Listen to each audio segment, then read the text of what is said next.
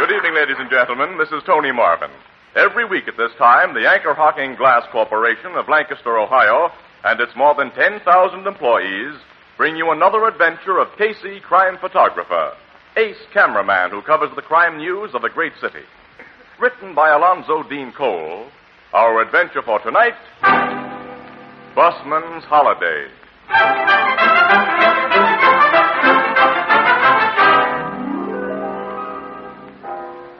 Late afternoon, the Blue Note Cafe. Perched on a high stool before the gleaming bar is reporter Ann Williams. Beside her stands Captain Logan, chief of the Homicide Bureau, and facing them is Ethelbert, the head bartender. And the three look rather lonely. Right now, I bet you he's standing in the middle of a nice, cool trout stream without a care in the world. Yeah, a lucky dog. While we swelter here in the city. Well, we'll have our vacations later, Ethelbert, after Casey's all finished with his. So we'll be able to top any fish stories he brings back with him. Yeah, we'll have a big advantage over the guy. Boy, I'd like to have a fishing rod in my hands right now, a creel over my shoulder, and a hatband full of flies. Oh, please don't, Captain. You get my mind off my work, and I gotta stay behind this bar for hours yet. Yeah. You and Miss Williams at least have the rest of this day off. And we better start doing something about it, Miss Williams. And since Casey's away, how about an evening with me? Well, I'd like it. Maybe I better write the guy and tell him what goes on between you two. Go ahead, Ethelbert. I'd like to worry the lug. So would I. But I'm afraid that any gossip he heard about us wouldn't worry him in the least, Captain. Where'd you like to go? Well, how about driving out to the beach? You can have a swim. Oh, that'll be perfect. You two are breaking my heart. We're sorry for you, wage slave.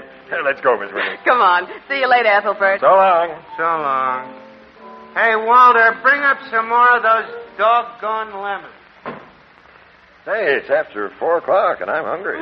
Me too. Shall we go back into the Blue Note? I eat there so often. Let's go to Rodney's Diner. That little joint? You can't get a better sandwich anywhere in town. And besides, I want to find out if Mamie got her engagement ring. Mamie? Mm-hmm. She's the cute little waitress at Rodney's. Oh, yeah, the very young one you and Casey like. Mm-hmm. She just turned 17, and she has a very heavy romance with a soda fountain boy at Slagel's Breakfast. Okay, we go to Rodney's. Tell me about the heavy romance. Well, the course of true love hasn't been running smoothly. Harold, he's the boyfriend. The soda jerk. Mm-hmm. He's 18. He's formally proposed to Mamie and has been formally accepted. But she can't consider herself formally and properly engaged until he gives her a diamond ring. Practical gal. Oh, she doesn't care if the diamond's no bigger than a pinpoint, just so it's a diamond. Oh, sure. Harold told her he was saving his money and that she'd get the ring for her birthday. But he didn't give it to her then. Well, what excuse did he make for not giving her the ring? He told her his money was tied up. But he promised faithfully that she'd get the ring yesterday. So I'm naturally curious as to whether he made good. Miss Williams, you're just naturally curious, period. Here's my car. We'll be at Rodney's Diner in 5 minutes, get the vital information about Mamie's engagement ring. Then it's us for the beach. Oh, with nothing to do but relax. Oh, isn't it grand to have a day off?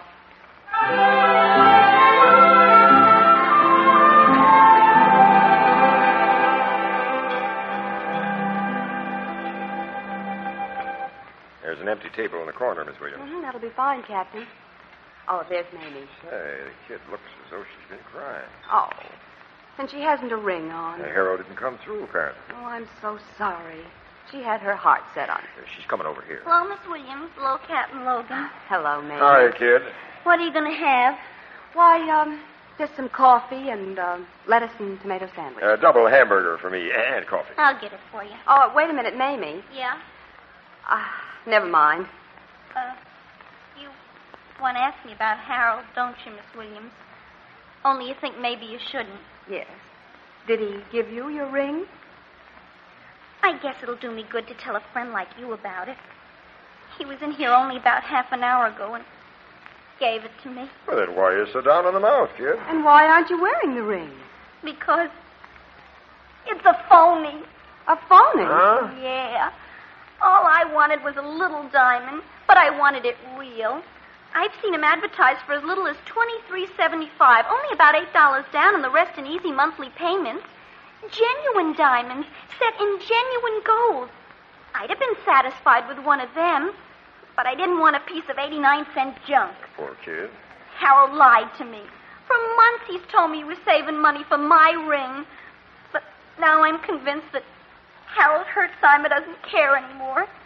He's fallen for somebody else, and he's given her what was to have been my ring. Oh, now, I can't believe that. I've seen you and Harold together, and he's crazy about you. I think you're imagining things about your boyfriend, Mamie. I ain't imagining he broke his word to me, am I? That I waited over a week for a ring he promised for my birthday and then finally got something I wouldn't be seen wearing at a garbage collector's picnic? Oh, that's too bad. The ring he handed me today ain't only a phony, Miss Williams. It's an old second-hand out-of-style phony.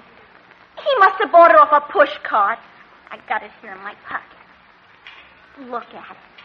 The brass satin that doesn't even shine, with them 3 big pieces of glass in it. Mamie? Hey, waitress, how about taking my order? Right away, mister. Excuse me, Miss Williams. I'll be back in a minute. Captain, look at this ring. Yeah, it's certainly old-fashioned. Say, these are real diamonds. Of course they're real. And about 10 carats apiece. In an antique filigree setting. Where did a soda fountain boy get anything like that? Yeah. Well, this must be worth it. Miss Williams. Hmm? The antique jewelry collection stolen from Carlton Bishop 2 months ago. Yes. The most valuable ring of the lot. In a dull gold, 18th century filigree setting, had 3 flawless blue-white old mine-cut diamonds in it, and the description fits this ring. Exactly. I'm sure that boy Harold couldn't have been the thief who stole the Bishop jewels. Now, before we speculate about that, I'll take this ring down to headquarters and make sure it's what we think it is. We're not jewel experts. Oh, Mamie's coming back. Let me talk. Okay. I've ordered your sandwiches. They'll be ready in a minute. Fine hunk of junk Harold give me, ain't it? Mamie, I don't suppose Harold told you where he got this ring. No, he just handed it to me and got right out, Captain. And he should have. The ring may not be as bad as you think it is. Miss Williams believes the setting's gold. Looks like brass to me. Oh, nobody sticks 3 big hunks of glass in a real gold setting. Well, they may not be glass. They may be, something a little better. Zircons, maybe? Maybe. Suppose I take it to a jeweler and find out for you what they are. Okay. And, Mamie, don't tell anyone that you let me have the ring. Especially don't tell Harold. I won't even see that drip. Oh, the counterman's setting out one of my orders. Excuse me, I'll get him. Who will you see at headquarters about that ring, Captain? Now, Mallory is in charge of the Bishop robbery investigation. Captain Mallory, Yeah. You and he don't get along well together. Well, Mallory's a good cop, Miss Williams, but strictly off the record, he's a credit hog. He's butted into several cases of mine where he had no right to, and... What's that, for? This ring may be the key to the Bishop robbery, and I might teach Mallory a lesson by butting into one of his cases and cracking. Oh, that I'd love to see happen. Miss Williams, this is our day off. Shall we take a busman's holiday? Captain Logan, the beach is out. You sleuth, and maybe I get an exclusive story. This ring is definitely one of the pieces stolen from Carlton Bishop, Logan. I thought it was, Mallory. Where'd you get it? I found it. Found it? After a great deal of hard work. Captain Logan worked his fingers to the bone searching for that ring, Captain Mallory. Practically, that is. Is that so, Miss Williams? You know the Bishop robbery is my case, Logan. Why have you interfered? The Evanston murder was my case, Mallory, and the Borelli stabbing and the White's affair. Oh, so that's the way it is, huh? I don't know what you mean. Okay. We'll play it that way. Thanks for the ring. Thanks for your identification of it. Come on, Miss Williams. We'll resume our interrupted holiday. See you later, Mallory. Yes. I'll see you later.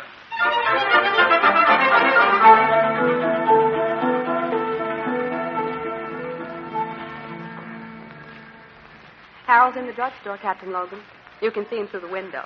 That long, skinny kid back of the soda fountain there. He doesn't look like a crook, Miss Williams. Then crooks seldom do look like crooks. Well, I can't believe that he had anything to do with the Bishop robbery. He had that ring Mallory identified. Does the boy know you? Mm-hmm, yeah. And a lot of people in the store. Someone might recognize me as a cop. And, you go in and get the kid out. I'll talk to him here in the car. Well, what excuse shall I give him? Tell him who I am. I want to see him, but don't tell him why. If he has anything on his conscience, that'll worry him, soften him up. I'll be watching through the window to make sure he doesn't try a runaway. Oh, okay. I'll bring him out here.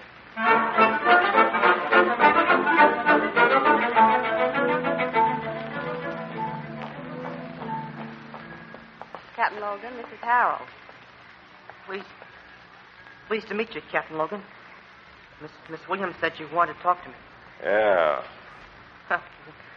What's this all about? Miss Williams was sort of mysterious. Haven't you any idea what it might be about, son? No, sir. It's about a ring. A ring? That ring you gave Mamie. The stolen ring. How'd you find out I stole it? Oh, you did steal it, Harold. No, it wasn't stealing, Miss Williams. I was only taking part of what he owes me. Carlton Bishop owed you something? Carlton Bishop? Well, who did you take the ring from, Harold? Oh, my cousin Louis. Cousin Louis? Yeah, I thought you knew. Well, we know, son, but won't you tell us the whole story? I might as well. I'll feel better when I get it off my chest. Of course you will. I know Mamie has talked a lot to you, Miss Williams, so you know I was saving money for her engagement ring. Yes, Harold. Well, I'd saved almost $100. I was going to get her a real swell diamond ring. Louis said he could get me one at wholesale, so I gave him the money. Louis didn't deliver, huh? No. I found out he'd lost my dough in a dice game. Nice boy, your cousin. Yeah. Louis swore up and down he'd give me my money back, but, well, he was going to be yesterday. He said he had a bet on a horse that was a sure thing. Louis seems to be quite an operator. And then came yesterday and no money from Louis. I couldn't even find Louis, Miss Williams. The day I got desperate, I went to his rooming house with my mind made up to wait there till he came in, no matter how long it took. And if he didn't pay up, I was going to take it out of his hide. That idea had merit. Now, how'd you get that ring, son? While I was sitting alone in Louis's room, I got thinking of something he used to do when we were kids together. He's about your age? A year older, 19. Louis always had a loose board in the floor of his room at home with a space underneath where he hid things, like you see sometimes in the movies. I got wondering if he didn't have a hiding place like that in his rooming house. I turned up the rug, begun looking, and pretty soon I found it. The ring was hidden there? The ring and a lot of other fake jewelry. Uh-oh. Old-fashioned stuff? Like the ring, Harold? Yes, sir. Necklaces, bracelets. All of it looked like it'd come out of a junk shop. I took that crummy ring because, well, the glass in it looked almost like diamonds, and I just had to have some kind of an engagement ring from Mamie. Did you take anything besides the ring? No, sir. I put the rug and the board back in place and left. Oh. But I ain't a thief, Captain. I only took back a little part of what that heel Louis owes me. We're going to pay a call on that heel, Louis. And if you told me the truth, son, you won't have to worry about what he owes you. There's a whopping big reward offered for the return of the Bishop jewels. Reward? Bishop jewels? We'll explain that on the way to Louis.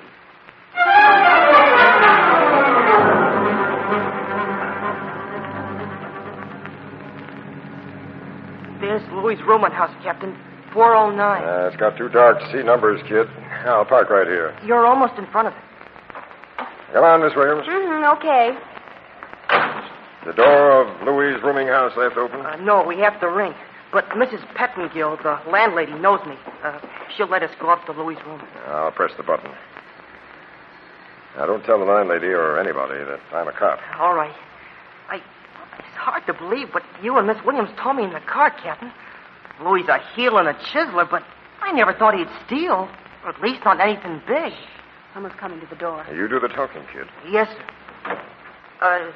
Evening, Mrs. Pettingill. So you're back again. Yes, sir, I want to see my cousin. I want to see him myself. He hasn't come in. We'll go up to his room and wait. All right, but I'll be down here watching when you go out. Hey, what you mean by that, Harold? I don't know. She ain't a very friendly woman. Yeah. Now, where's Louis' room? 4 flights up. Oh, it would be.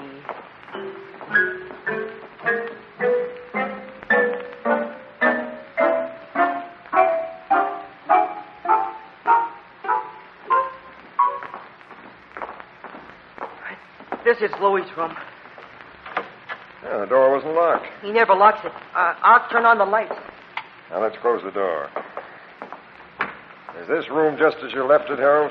It looks the same to me, Captain Logan. Now roll back the rug and show me that loose board. Yes, sir. Here it is. Now lift the board as you did before. Okay. Oh, it's a pretty tight fit. I got to use my pocket knife. There. Look, Captain, The space underneath that board is empty. Where's the jewelry you say you left there, Harold? I don't know. It was full of stuff and I left it. I swear I did. Louis must have come The home. landlady says he hasn't come home. But someone's been here. Say, what is this? What's That's going Louis on? now. Oh, hello, Harold, old pal. Why you got my carpet rolled up? I want to ask you some questions, Louis. So do I. Step inside, young fella, and we'll close this door. Who are you, mister? Who's this lady? Now, never mind the formal introductions. What'd you have under that loose board on your floor? Nothing. I didn't know there was a loose board there. You're lying, Louis. You always had a place like this where you hid things. That's way back when we were kids. It's now, too. You had jewelry hidden there this afternoon. Stolen jewelry. You're nuts. No, I saw it. I took a ring from it because I thought it was only phony stuff. Now I know it was real and that you came back here after I left and took the rest of it away. I don't know what you're talking about. I'm going to make you tell the truth. Hold it, kid, hold it.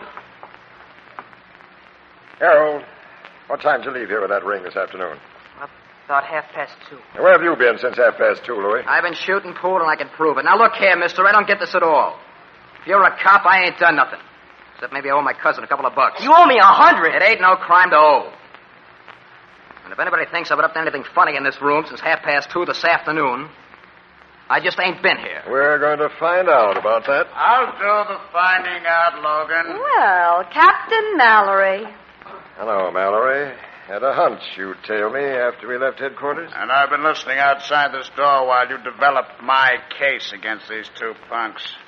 Well, it's open and shut. Miss Louis stole the bishop's jewels and hid them under the floor. I didn't steal anything. I don't know what the Shut up. And the other punk found them and glommed the whole lot. I only took that And ring. you shut up.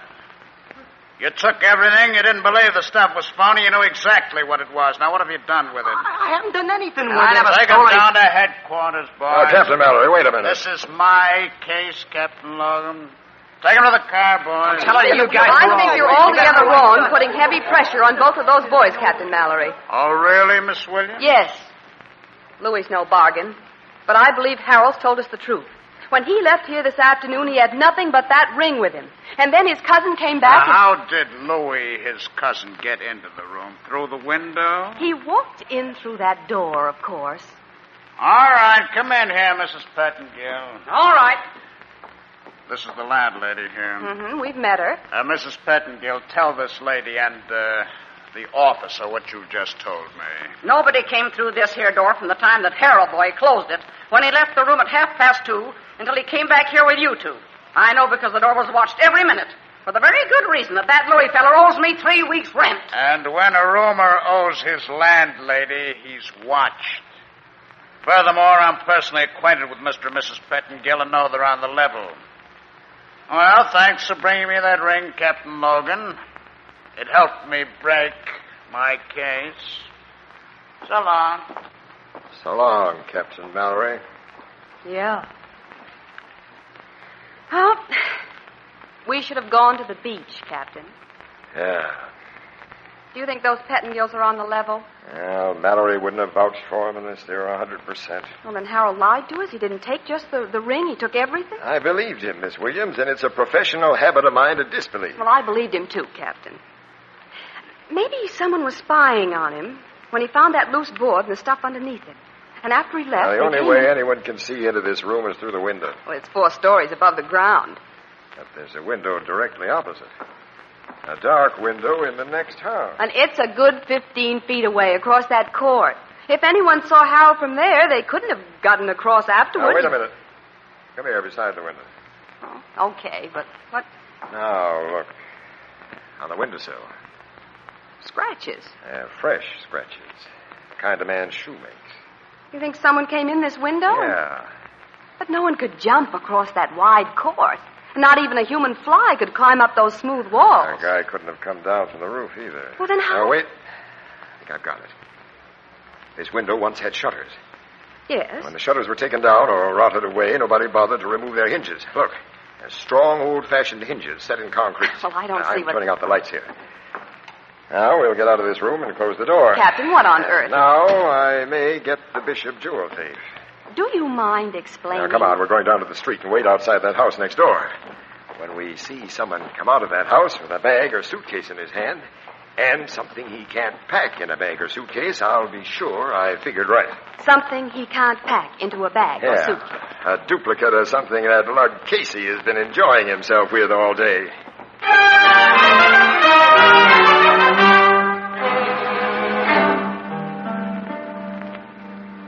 Now that we're all set outside the house next door, Captain, will you take me into your full confidence? Sure. Here's the way I figure it.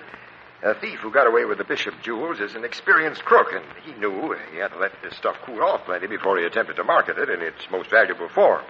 Well, while it was cooling off, he didn't want it close enough to burn him if we cops walked in, and he didn't want it so far away that he couldn't keep an eye on it. He planted it in a house he didn't live in where he could watch it through a window. That's my guess. He put it under that board in Louie's room. And he was watching when Harold found the loose board this afternoon. So he had to move it to a new hiding place. Well, how did he get in here? Mrs. Pettingill would have seen him if he'd come in the front door. How could he come across the court? He couldn't jump, he couldn't climb, he couldn't get down from the roof. He pulled himself across. Pulled himself? With his hands. Oh, and I figure he just pulled himself back again when you, Harold, and I arrived, and he's been waiting for the cops to clear out of this neighborhood so he could make a getaway. But how did he pull himself across that court with his hands? And what is a duplicate of something that Casey's using on his vacation Quiet. to do? The guy's coming out of that house. Oh, he has a suitcase in his hand. And something too long to be packed in the suitcase. A fishing rod. A trout rod. Now I'm sure, and I'm Let's getting go, it. What's the big idea? I'm a cop fella, and I'm searching you. He had a gun in his pocket. Also, this little bag, Miss Williams. Look what's inside. The Bishop jewels. And we'll just turn them over with this guy to Captain Mallory. It's his case.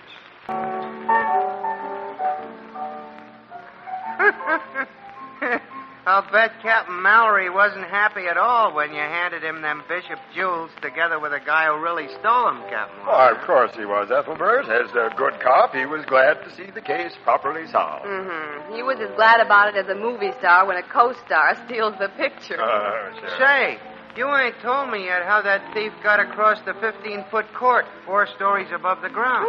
That was simple, Ethelbert. He pulled himself across with his hands. What? I don't get it, Miss Williams. I might not have tumbled to it if I hadn't been envying Casey his fishing trip vacation. Trout rods were on my mind. How does a trout rod The thief had a 12-footer when the sections were fitted together. Holding it at arm's length, Ethelbert, and leaning out of his window, he could reach one of the old shutter hinges on the opposite building. And when he reached it... His rod didn't have a trout line on it, but a strong steel cable that hooked onto the shutter hinge. And he fastened the other end of the cable to a steam pipe in his own room. Then, using heavy gloves, he pulled himself across the cable hand over hand. Well, it wasn't a difficult stunt. And when he went back across the court, he unhooked the cable with his trout rod and threw it in. Oh. It ain't difficult when you figure it out. Or is it? You figure it out, Ethelbert. Does Mamie know, and has she forgiven Harold? Mamie knows everything, and she has forgiven Harold all. What's worse, she's going to marry the guy. And with the reward those 2 brats will collect from Carlton Bishop, Harold's not only buying her an engagement ring, but a wedding band and furniture. How about Louis? Oh, Louis still owes Harold $100. And chances are he always will.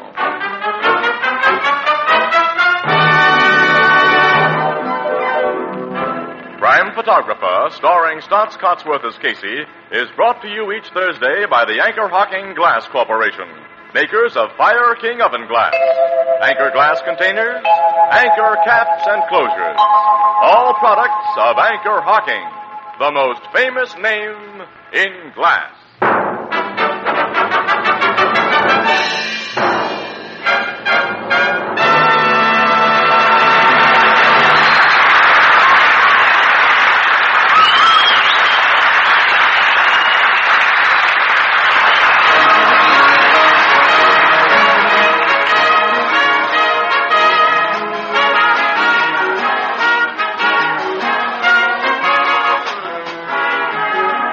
Crime Photographer is directed by John Dietz. The original music is by Archie Bleyer, And the program features Miss Jan Miner as Anne and John Gibson as Ethelbert. Captain Logan is played by Bernard Lenrow, and Herman Chittison is the Blue Note pianist. This is Tony Marvin saying goodnight for the Anchor Hocking Glass Corporation of Lancaster, Ohio, with offices in all principal cities of the United States and Canada.